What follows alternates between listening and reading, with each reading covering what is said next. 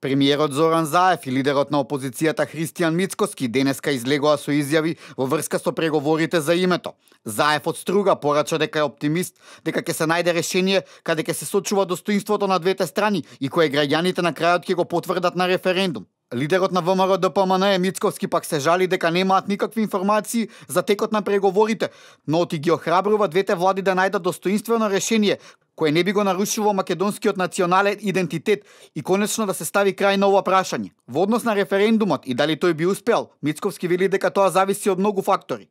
Во моментот не сме запознаени со деталите на преговорите, за да може да кажеме дека нешто прифаќаме или не. Владата го држи процесот нетранспарентен, а ние не сакаме да се доведеме во ситуација да коментираме хипотетички ситуации, особено не за вака важни и чувствителни теми. Нашиот став, поврзан со евентуалната промена на нашиот устав, а со цел промена на нашето уставно име, е јасен и по тоа прашање тој е непроменет.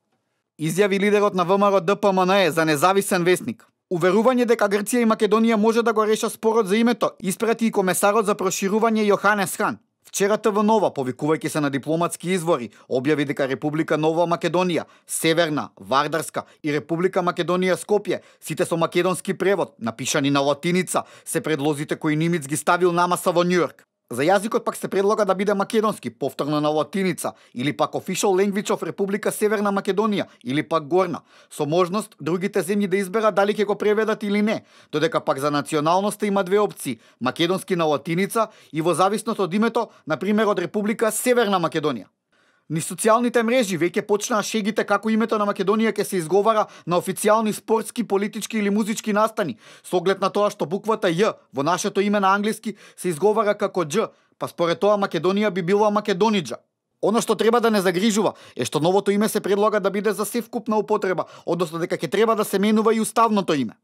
И додека кај македонските власти владее целосен мок, грчките власти веќе се координираат меѓу себе, па Ципрас и Кодзијас најдоа време да ја информираат и црквата за текот на преговорите. Поповите вчера излегоа и на протест во кој бараат името Македонија да не биде вклучено во името кое ќе биде договорено.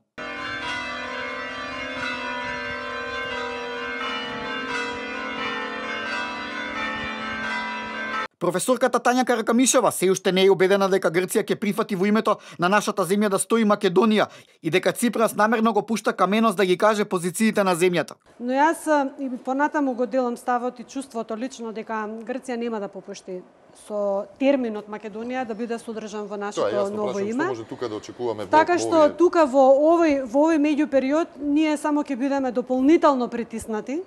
Врв на притисокот на јавноста до грчките власти против употребата на името Македонија ќе биде протестот во Солун во недела, на кој се очекува присуство од над 50.000 луѓе.